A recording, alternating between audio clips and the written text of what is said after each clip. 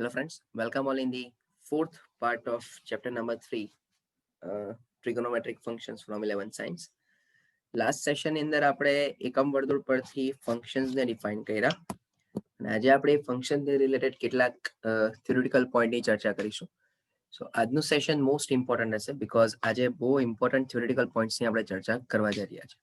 Okay, સો આખા સેશનને થોડું ધ્યાનથી સમજજો, રાઈટ? તો આજનું સેશન સ્ટાર્ટ કરીએ.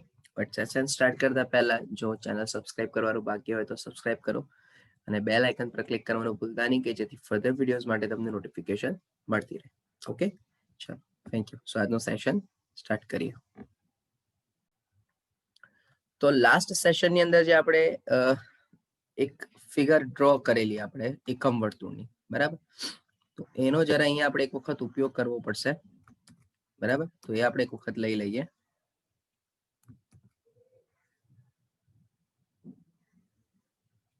બરાબર છે.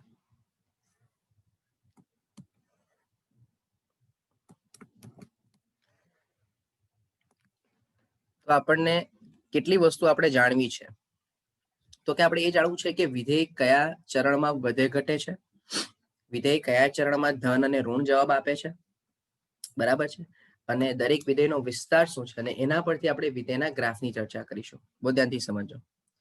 તો આપણે અહીંયા સમજી લીધેલું કે અહીંયા 1 0 બિંદુ છે, આ 0 1 બિંદુ છે, આ -1 0 બિંદુ છે અને અહીંયા 0 -1 બિંદુ છે.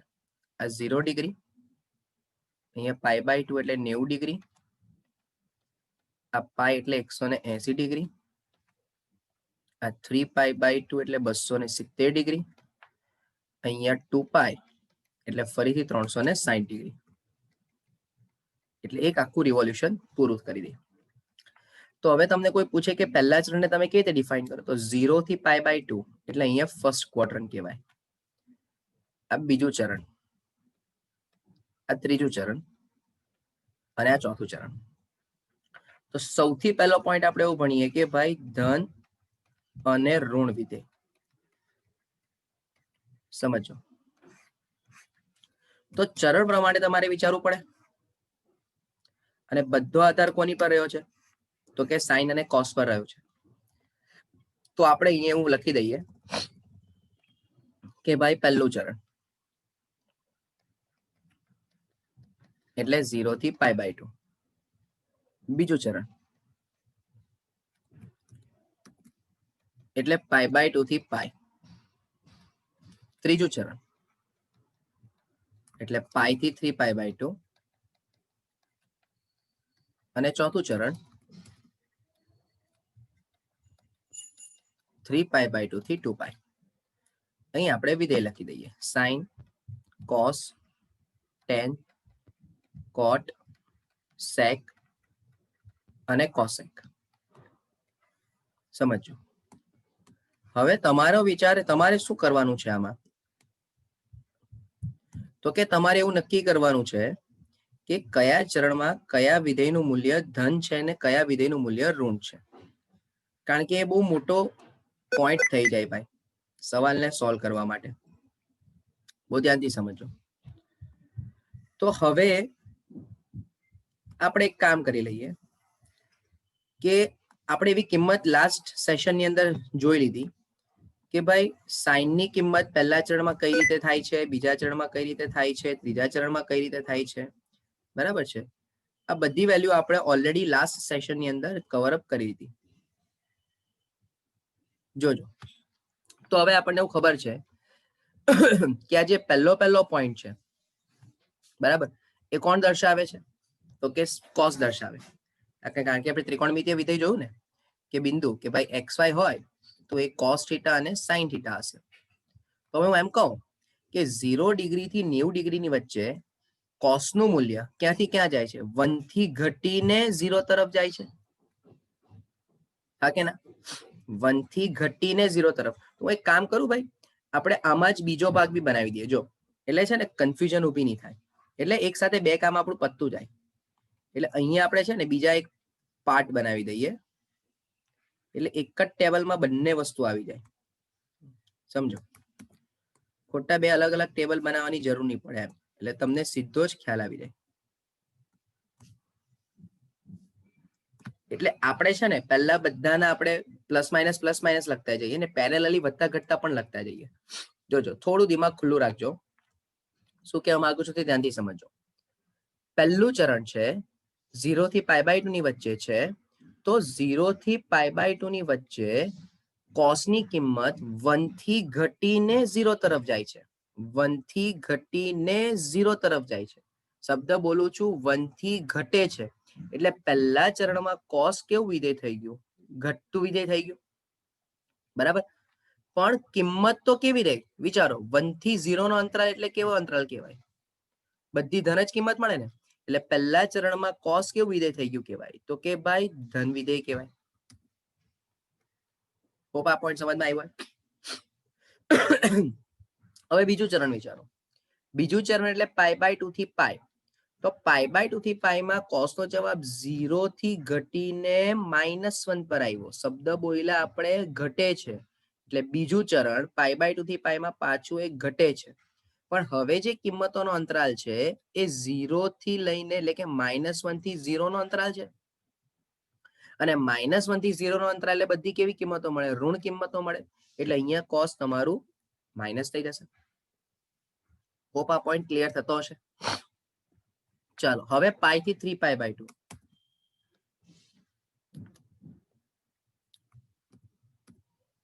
Just a minute. થર્ડ ક્વાર્ટરની વાત કરીએ, ત્રીજા ચરણની. તો ત્રીજા ચરણમાં કોસનો જવાબ -1 થી 0 તરફ આવ્યો. -1 થી 0 તરફ. ભાઈ હવે -1 થી 0 તરફ આવે એટલે શું કહેવાય? વધતી કિંમત કહેવાય. તો એનો મીનિંગ કે કોસ ત્રીજા ચરણમાં વધે. પણ હજુ પણ જે અંતરાલ છે એ તો ઋણમાં જ છે ને. -1 થી 0 એટલે બધી ઋણ કિંમતો જ થઈ. એટલે છતાં અહીંયા જવાબ તમારો માઇનસ. ચોથું ચરણ વિચારો. તો 3π/2 થી 2π. તો હવે અહીંયા જવાબ પાછો 0 થી વધીને 1 થયો. શબ્દ બોલું છું 0 થી વધીને 1. એટલે અહીંયા તમારો જવાબ વધતું વિધેય. અને હવે આ જે અંતરાલ આવ્યો તમારો કયો? 0 થી 1. અહીંયા જવાબ, સોરી એક મિનિટ, હા અહીંયા છે ને ભાઈ 1 થી 0 નહીં લખાય, 0 થી 1 લખાય. અંતરાલ તો 0 થી 1 જ આવે. ઓકે, તો 0 થી 1 નો અંતરાલ એટલે શું આવ્યો ભાઈ? જવાબ હંમેશા ધન જ આવશે.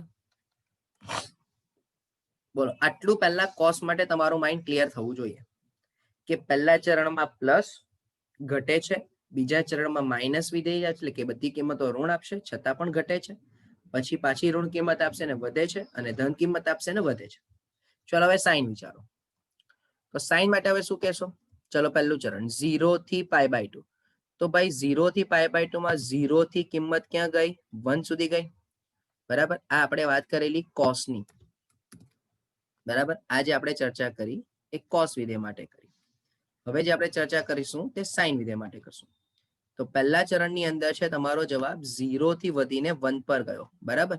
શબ્દ બોલ્યો હું 0 થી વધીને 1 પર. હવે 0 થી વધીને 1 પર એટલે સાઈન વધતું વિધેય આવ્યું અને કિંમતો બધી પ્લસમાં જ આવી.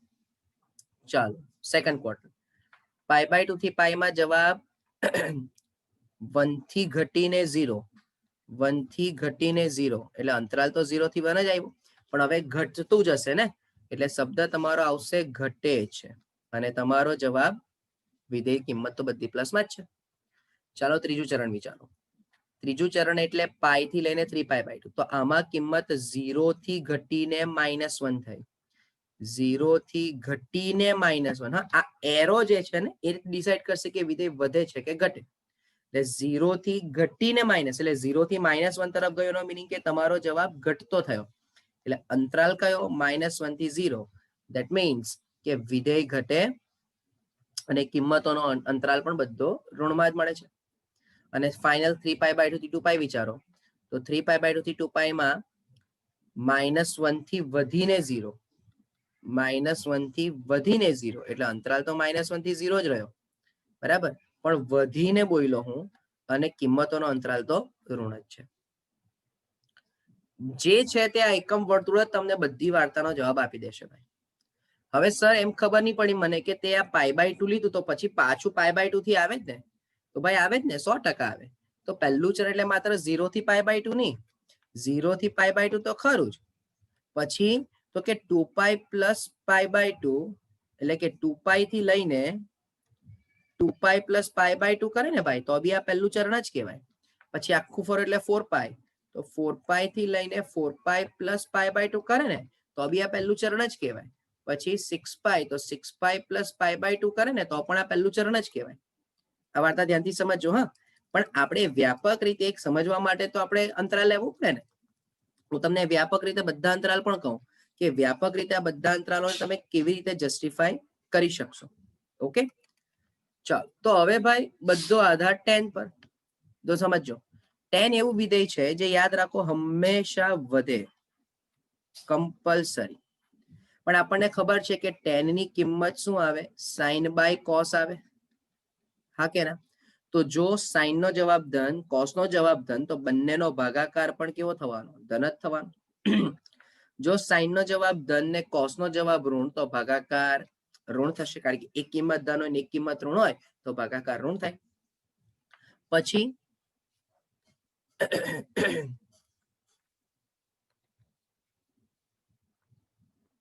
ચાલ, પછી વિચારજો ત્રીજા ચરણની અંદર શું થશે તમને?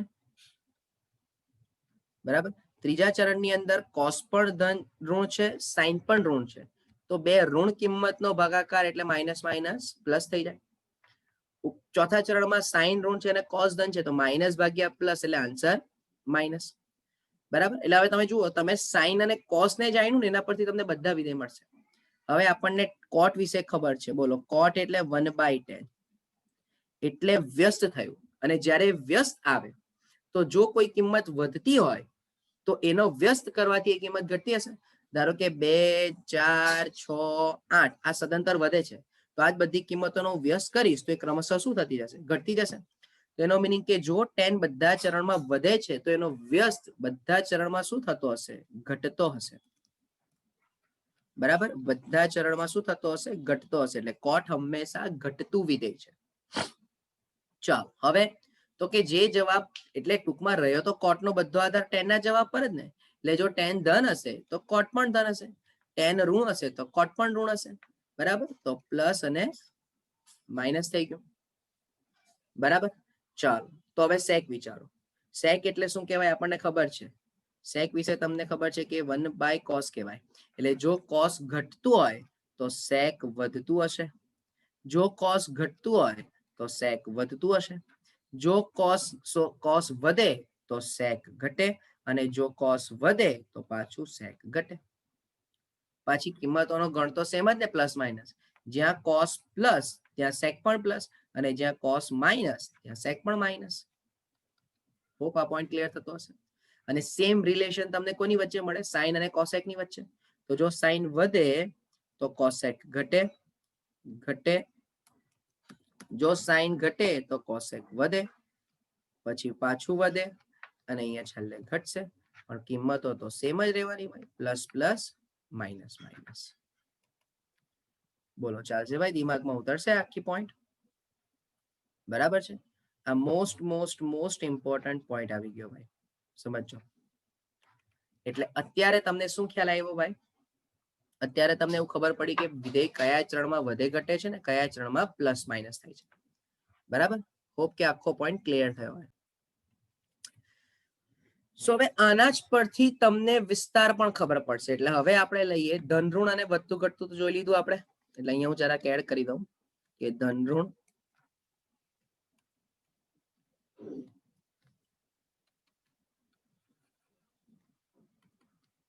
ધન ઋણ,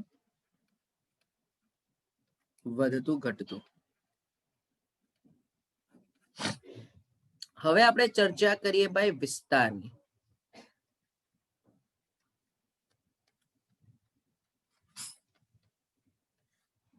સમજો, તો sin, cos, tan, cot, sec અને cosec.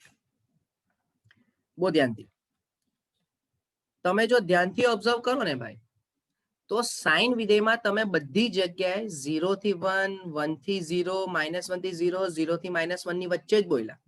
તમે આખું સર્કલ ફરો, તમને હંમેશા મહત્તમ કિંમત 1 ન્યૂનતમ કિંમત -1 જ દેખાય કે નહીં દેખાય? હા ને, એટલે નથી એ 1 થી ઉપર જવાનો કે નથી એ -1 થી નીચે જવાનો.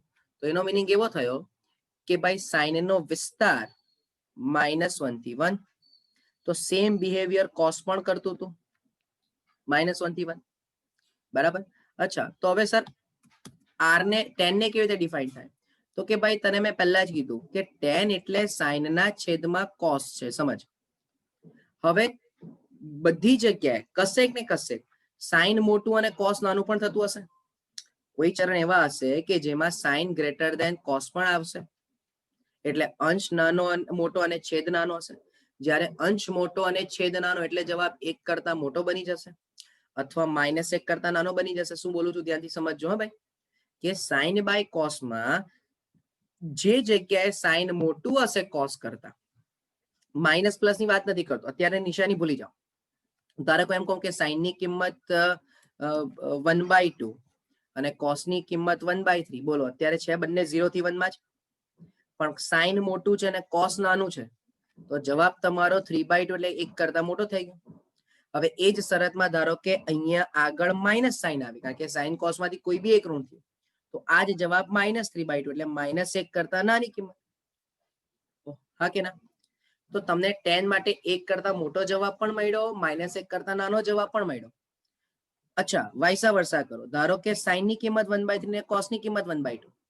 તો હવે આ જવાબ તમારો 2/3 એટલે કોની વચ્ચે હશે? 0 થી 1 માં પણ હશે. અને આગળ ધારો કે કશે સાઇન માઇનસ આવી ગઈ, તો આ જ કિંમત -2/3 એટલે -1 થી 0 માં પણ મળશે. ટૂંકમાં કહેવાનો મિનિંગ મારો એ છે કે tan નો જવાબ સાઇન અને કોસ પર ડિપેન્ડ કરે. હવે કયા અંતરાલમાં સાઇન મોટું કોસ નાનું કે કોસ મોટું ને સાઇન નાનું એ તમે જસ્ટિફાય પછી કરજો, પણ ટૂંકમાં તમને એવું ખબર પડી કે 1 અથવા 1 કરતા મોટી કિંમત પણ મળે છે, -1 અને 1 ની વચ્ચેની કિંમત પણ મળે છે, અને -1 કરતા નાની પણ કિંમત મળે છે. ટૂંકમાં આનો વિસ્તાર -ઇન્ફાઇનાઇટ થી ઇન્ફાઇનાઇટ એટલે કે વિસ્તાર r થઈ ગયો. તો ભાઈ કોટ નો પણ આધાર tan પર જ છે. જે જગ્યાએ tan નો જવાબ, ત્યાંથી સમજો, જે જગ્યાએ tan નો જવાબ -1 થી 1 માં હોય, તો કોટ નો જવાબ એ જ વિસ્તારમાં એ જ કિંમતો પર 1 થી મોટો અને -1 થી નાનો થઈ જશે. હા, અહીંયા 1 છે, અહીંયા -1 છે, તો વ્યસ્ત કરો એટલે સંખ્યાઓ બદલાઈ જાય. ધારો કે 2 નો વ્યસ્ત કરું તો જવાબ 1/2 ને 1/3 નો વ્યસ્ત કરું તો 3. તો જો કિંમત તો 1/3 એટલે કે 1 કરતા નાની છે, તો વ્યસ્ત કરવાથી એ કિંમતો 1 કરતા મોટી થઈ જશે, અને જે કિંમત 1 કરતા મોટી છે એનો વ્યસ્ત કરવાથી 1 કરતા નાની થઈ જાય. બરાબર. તો આ સિમ્પલ કન્સેપ્ટનો જો યુઝ કરું તો કોટનો પણ વિસ્તાર શું થવાનો? r જ થવાનો છે ભાઈ. બરાબર. એટલે અહીંયા કોટનો પણ વિસ્તાર -ઇન્ફાઇનાઇટ થી ઇન્ફાઇનાઇટ, ધેટ મીન્સ r. ચાલો સેક વિચારો, મોસ્ટ ઇમ્પોર્ટન્ટ, બહુ ધ્યાનથી. સેક માટે કોસ પર આધાર રાખે છે. હવે આપણને ખબર જ છે કે કોસની બધી જ કિંમતો -1 થી 1 ની વચ્ચે જ છે. તો આ બધી જ કિંમતોનો વ્યસ્ત કરશો, કારણ કે સેક એટલે આપણને ખબર 1/cos. ભાઈ દરેક જગ્યાએ હું બતાવી રહ્યો છું. હા, તો 1/cos, તો જેટલી પણ કિંમતો -1 થી લઈને 1 ની વચ્ચેની છે એ બધી કિંમતો એક્સેપ્ટ 0, સમજો, તો 0 થી 1 ની વચ્ચેની જેટલી પણ કિંમત છે એ બધી કિંમતોનો વ્યસ્ત કરવાથી 1 કરતા મોટી જ જશે ને. જેમ કે 1/2, 1/3, 1/4, 1/√2, 1/√5, 1/√6, blah blah something, every values between 0 to 1 કે જેનો વ્યસ્ત કરવાથી 1 કરતા મોટી જતી રહેશે. હા કે ના? તો તમને જે સેકનો વિસ્તાર મળશે એ કેવી કિંમતોનો ગણ મળશે કે જેમાં 1 અથવા 1 કરતા મોટી કિંમત હોય. સમજો, 1 અથવા 1 કરતા મોટી કિંમત હોય, અને એવું જ -ઇન્ફાઇનાઇટ થી -1 હશે, કારણ કે જે કિંમત તો -1 થી 0 માં છે એનો પણ વ્યસ્ત કરવાથી બધી -1 થી મોટી થઈ જશે. તો જે બિહેવિયર સેક એ કરે છે એ જ બિહેવિયર કોસેક પણ કરશે. બોલો હા કે ના? ચાલે? ચાલ, ત્યાર પછી બહુ ધ્યાનથી સમજો. આ ટોપિક તમારા માટે ઘણો અગત્ય, એમ તો આખું જ સેશન આપણું અગત્યનું છે, પણ અહીંયા લખું છું શૂન્યનો ગણ. તો સર શૂન્યનો ગણ એટલે સમજવી પડી.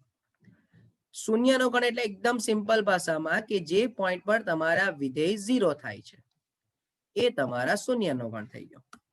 ઓકે, ચાલ. તો હવે ધારો કે હું તને એમ પૂછું, બહુ ધ્યાનથી સમજજે, કે તારે જો સાઈન નો શૂન્યનો ગણ જોતો હોય, હા, તારે જો સાઈન નો શૂન્યનો ગણ જોતો હોય તો તું શું વિચારશે? તો કે સર હું તો વર્તુળ પરથી જ જાઉં. ચાલ તો જોઈ લે વર્તુળ. તો મારું વર્તુળ એવું કહેતું હતું કે સાઈન એટલે આ પોર્શન થઈ ગયો, બરાબર. એક્સ વાય માં બીજો નંબર હોય, વાય યામ જે હોય તે સાઈન દર્શાવે. તો જરા ઓબ્ઝર્વ કરો, બોલો 0 અને 0 કયા કયા પોઈન્ટ પર 0 થતું હતું? પાઈ, 2 પાઈ, 3 પાઈ, 4 પાઈ, હા કે ના? તો જો મને અહીંયા સાઈન ના શૂન્યનો ગણ લખવો હોય તો હું શું લખી શકું ભાઈ? સાઈન ના શૂન્યનો ગણ લખવો હોય તો હું શું લખી શકું? તો કે 0 પાઈ, 2 પાઈ, હા કે ના? 2 પાઈ, 3 પાઈ, ડોટ ડોટ ડોટ. તો વ્યાપક રીતે મારે લખવો હોય તો શું લખી શકાય બોલો? તો સાઈન ના શૂન્યનો ગણ કયો થયો ભાઈ? કે પાઈ થઈ જશે, બરાબર. તો હવે હું જવા દઉં ને તમને ડાયરેક્ટ ખબર પડી જાય કે સાઈન ના શૂન્યનો ગણ શું થશે? તો કે પાઈ, જ્યાં કે બિલોંગ્સ ટુ ઝેડ. બોલો હા કે ના? એવું જ કોસ વિચાર.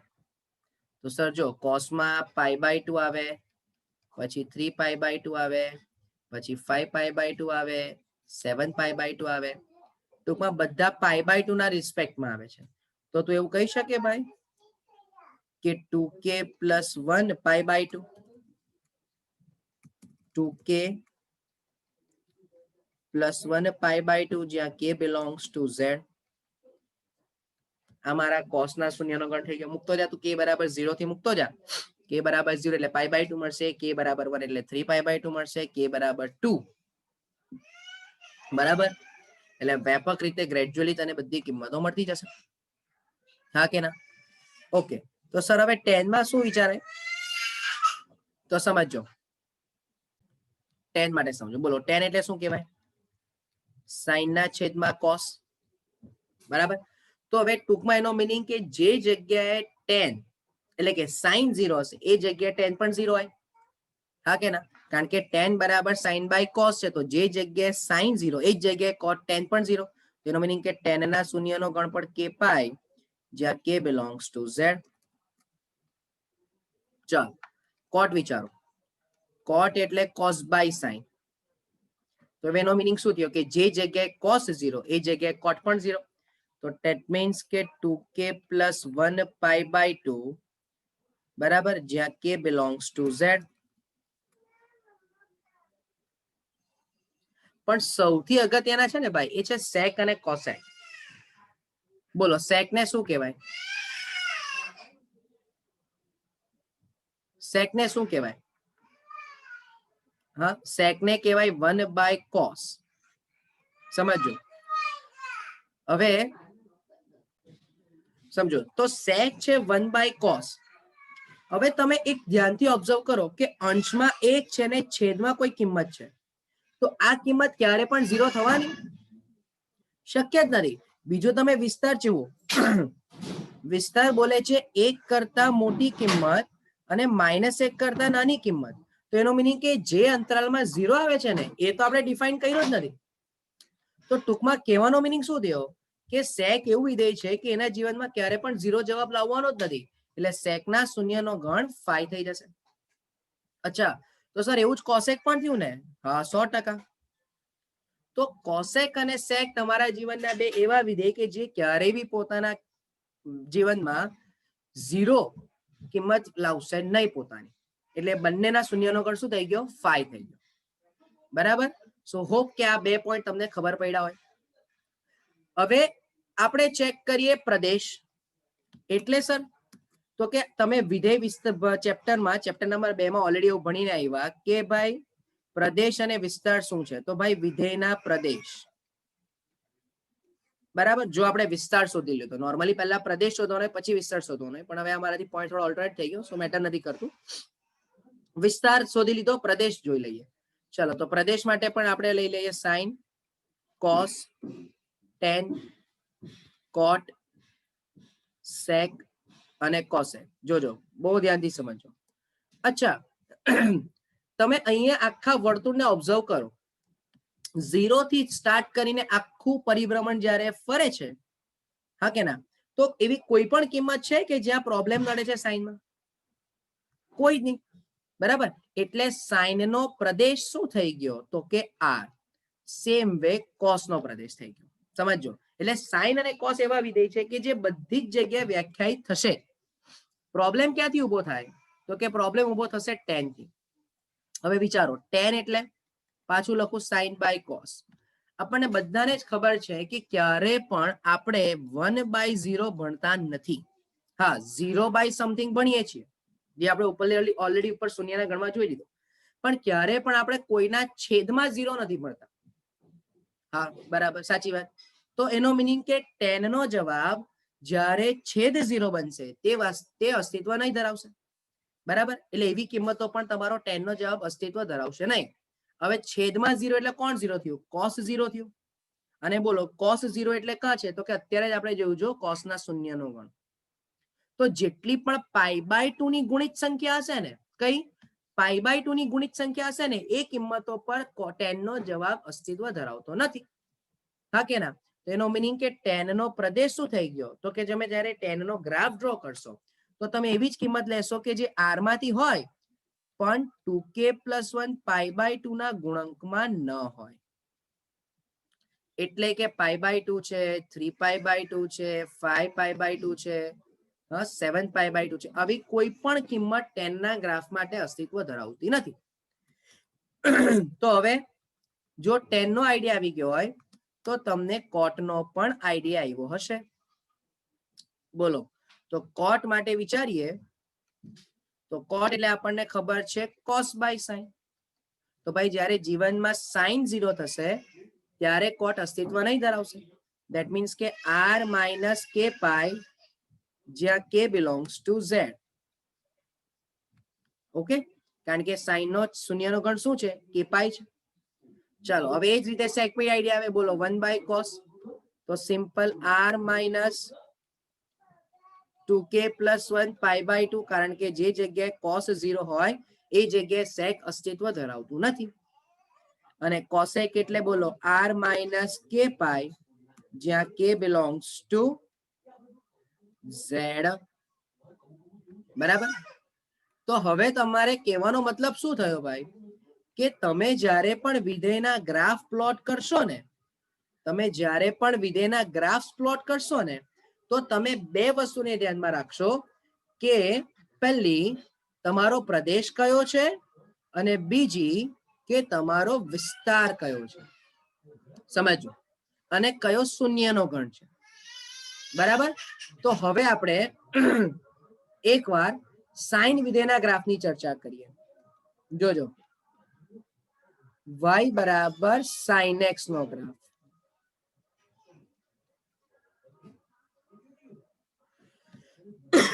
જો હું પહેલા તમને શેપ બતાવી દઉં, પછી આપણે જસ્ટિફાઈ કરીએ કે આવો શેપ સાચો છે કે ખોટો છે.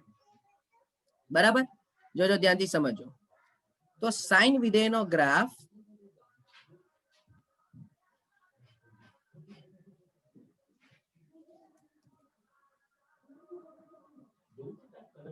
આવો આવે. હવે સર, આ ગ્રાફમાં અમને કેવી રીતે ખબર પડે કે આ ગ્રાફ આવે જ આવો? તો આપણે જે ઉપર શૂન્યનો ગણ, બરાબર, જે તમે પછી વધતું ઘટતું ભણ્યા, એ જે બધી ચર્ચા કરીને ભાઈ, એના પરથી તમને આ ગ્રાફ મળે.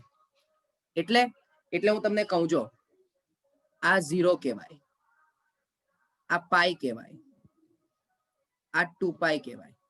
સમજો, બરાબર.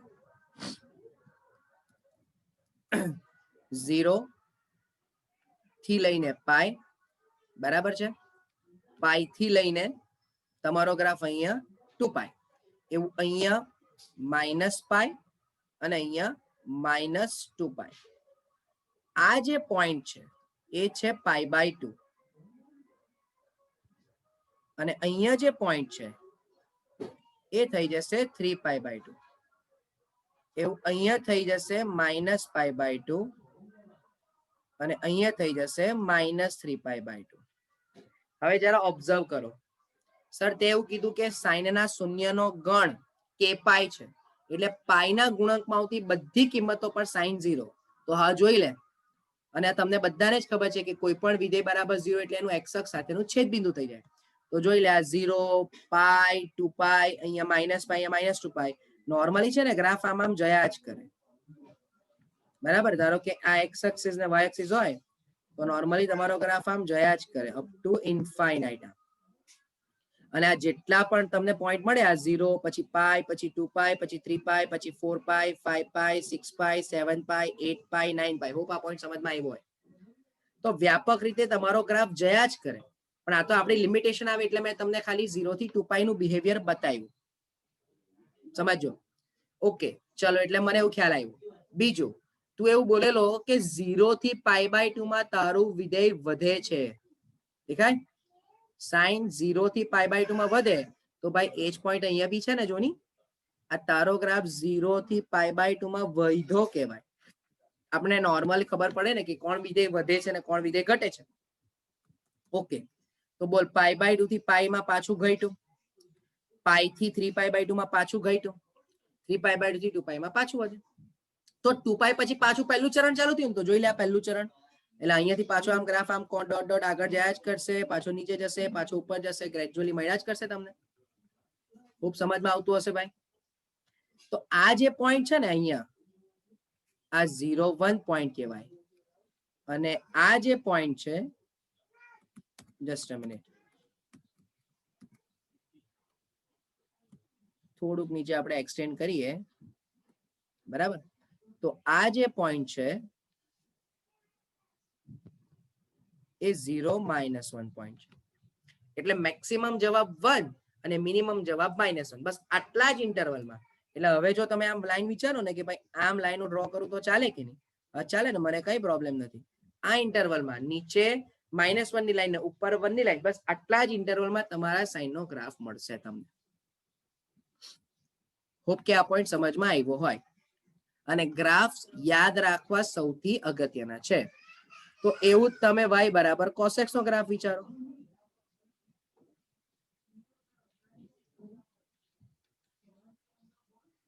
y બરાબર cos x નો ગ્રાફ વિચારો. ચાલો,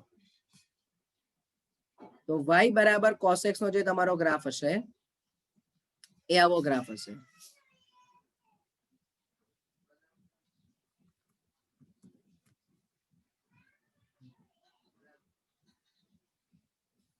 સમજો.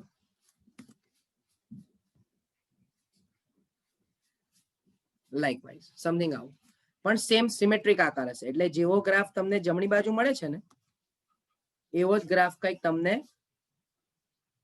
ડાબી બાજુ બી મળશે. સમજો. હવે અહીંયા જે પોર્શન છે ને,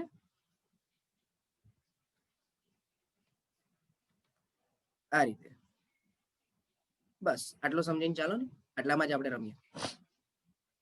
તો અહીંયા તમારો જે પોઈન્ટ છે એ છે 0, અહીંયા થશે π/2, અહીંયા થશે 3π/2, એવું અહીંયા થશે -π/2, અહીંયા થશે -3π/2. ચાલો, જો આપણે y ની લાઈનને થોડી એક્સટેન્ડ કરી લઈએ, x અક્ષની લાઈનને, તો અહીંયા